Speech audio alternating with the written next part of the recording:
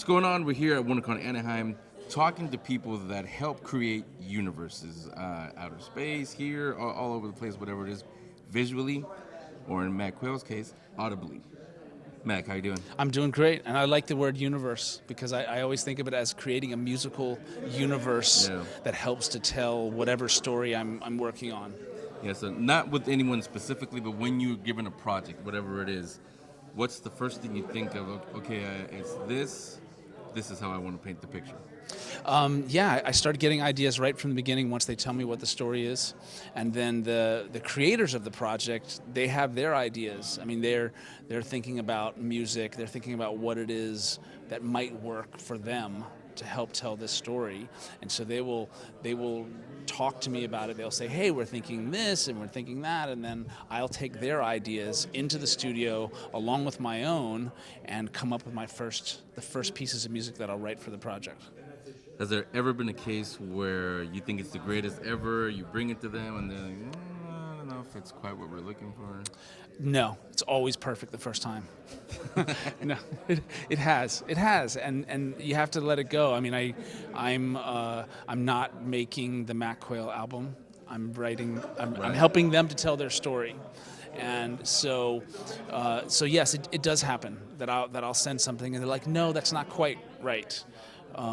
It doesn't happen that often. More often is it's almost right. Yeah. Can you just make a little adjustment here or there, and then I'll do some revisions, and then it makes it right. So fortunately, the people that I work for have great ideas, and so they'll come to me and they'll say, this is almost what we want. Can you make these changes? I'll go in, I'll make the changes, and I'm like, wow, it's way better. They've helped me to make it better, and that's the beauty of the collaboration. Yeah, for the audiophiles in our audience, when you're creating these sounds, these worlds, what toys do you create them with? Well, I work in a program that's called Logic Pro. It's called a digital audio workstation that is designed for creating music and creating sound. And through that program, I mean, the possibilities are endless, like literally endless. The sounds that I have at my fingertips, and I will use that to come up with ideas.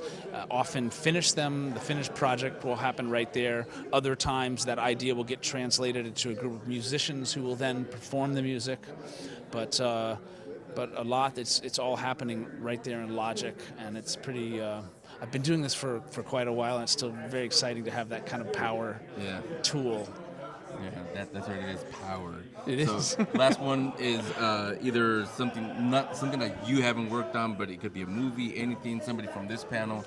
To you, what is one of the really, really best scores the memorable scores, we'll say, that you've heard in anything recently? Wow, the best memorable scores that I've heard recently. Well, I'm going to go. I haven't been getting out to movies much. I became a dad a few years ago, and so I don't get out to movies. But recently, I got to some movies, and I saw two films, and they couldn't be more opposite in the type of film and the score, but they were both fantastic.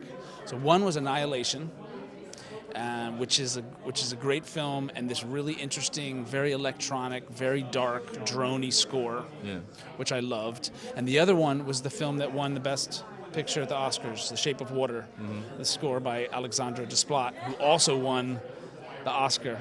Yeah. And just a beautiful music, beautiful theme, beautiful score. So those two are my favorites right now. Yeah, so tell them where they can follow you on website, social media, anywhere, your work. It's really just my name, mattquayle.com, Matt Quayle on Facebook and on Twitter. Yes, we can find everything. Thanks, Mike. Thank you.